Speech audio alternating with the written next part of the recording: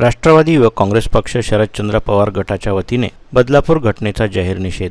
स्थानिक इरविन चौकात मुख्यमंत्री व उपमुख्यमंत्री यांचा निषेध जाहीर करण्यात आला. राष्ट्रवादी युवक काँग्रेसच्या वतीने बदलापूर येथे झालेल्या 3.5 वर्षाच्या 2 मुलींवर सलग 2 दिवस झालेल्या लैंगिक शोषणाच्या विरोधात राष्ट्रवादी युवक काँग्रेसच्या वतीने इरविन चौकात निष्क्रिय गृहमंत्री व मुख्यमंत्री यांच्या निषेधार्थ युवक काँग्रेसचे अध्यक्ष रोशन ज्ञानेश्वर कडू यांच्या नेतृत्वात निषेध आंदोलन करण्यात आले. बदलापूर घटनेच्या निमित्ताने यावेळी बांगड्या फोडून बांगड्यांचा आहेर राज्य सरकारला देऊन या घटनेचा निषेध करण्यात आला. यावेळी शहर कार्याध्यक्ष शुभम शेगोकार, निखिल भोजे, अभिजित धर्माळे, विद्यार्थी शहराध्यक्ष वेदांत उगले, सचिन गेडाम, नदीम शेख, अरबाज पठाण, साहिल तारवान, तेजस बोरकर, प्रणय गणेश, हर्षल ठाकरे आदी उपस्थित होते.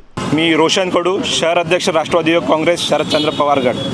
12 ऑगस्टला बदलापूर येथे झालेल्या घटनेचा निषेध करण्यासाठी आज राष्ट्रवादी युवक काँग्रेस इथे जमलेली होती. आज आम्ही गृहमंत्र्याचा इथे जाहीर निषेध केला. आज जे गृह विभाग आहे या आपल्या राज्याला 2.5 वर्ष झाले गृह राज्यमंत्रीपद खाली आहे. 2.5 वर्षापासून यांना फक्त खोके जमा करायचंच काम दिलेलं आहे. यांना एकेका खासदाराला सिक्युरिटी द्यायला, गुवाहाटीला जायला सिक्युरिटी द्यायला पोलीस आहे यांच्याकडे, पण शाळेत विद्यार्थ्यांची, महिलांची यांची सुरक्षा करायला यांच्याकडे पोलीस उपलब्ध नाही आहे. त्याच्यामुळे आम्ही सरसकट गृहमंत्र्यांना राजीनाम्याची मागणी राष्ट्रवादी युवक काँग्रेसतर्फे करत आहोत. तसेच जर ज्या मुलीवर अत्याचार झाले, तिची आई गर्भवती असताना तिला 11-11, 12-12 तास तुम्ही पोलीस स्टेशनमध्ये बसून ठेवता, तर ही कुठलं गृह खात्याचं काम चालू आहे? मग जर तुमचं कारणं जर खातं चालवणं होत नसेल तर तुम्ही ताबडतोब राजीनामा दिलेला पाहिजे.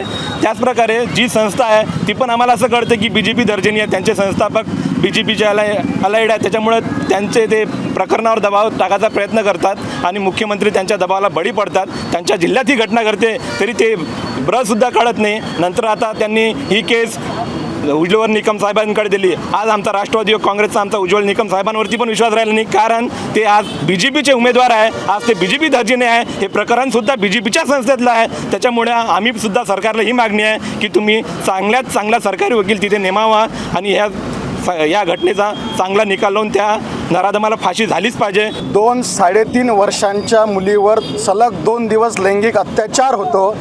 तिथून 4 ते 5 दिवस त्यांच्यावर FIR दाखल होत नाही. तिथचे पोलीस प्रशासन हलगर्जीपणा करतात.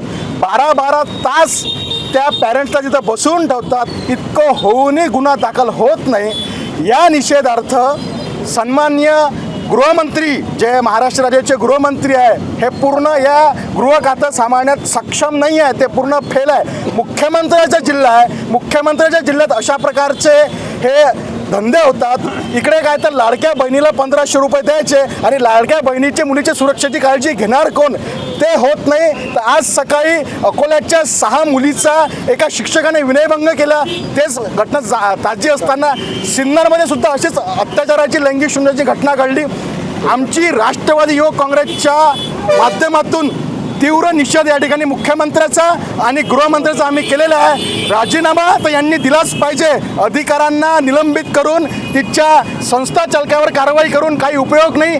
SIT चौकशी लावली त्याच्यावर काही उपयोग नाही. SIT चौकशी जर लावायची असेल तर या राज्य सरकारवर लावा आणि राज्य सरकार खाली व्हा. अतिशय गंभीर घटना आहे. या घटनेचा निषेध आम्ही राष्ट्रवादी युवक काँग्रेसच्या माध्यमातून आज या इरविन चौक या ठिकाणी केले.